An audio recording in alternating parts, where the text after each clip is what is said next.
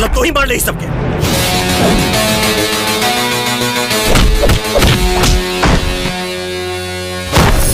आज से पहले मालूम ना था मोहब्बत क्या होती है, लेकिन जब से वो मिला जिंदगी ही मोहब्बत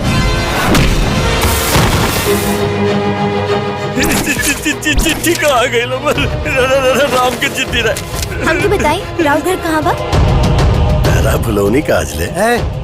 हम अपना आपके कबो भुलाओ नहीं खेदे। हमार माई मर गई नी चाचा, अब तो ही पैसा उनकर क्रियाक्रम में ही लगा सकेनी।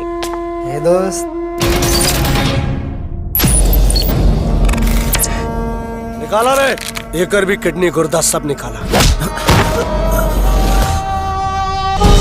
भैया फोटो देखा, कहीं कहीं देख लिया वका। रवा रिपोर्ट लिखी और हमारा बाबूजी के ढूंढने में हमारी मदद करी।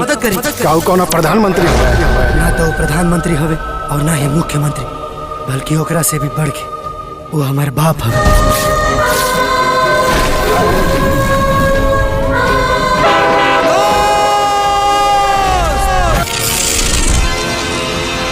हमरा धंधा के एक उसूल है, जो हमरा बारे में जान गई वो जान से गई। चढ़ैया टाट पुल के नीचे एक बुजुर्ग की लाश मिली है।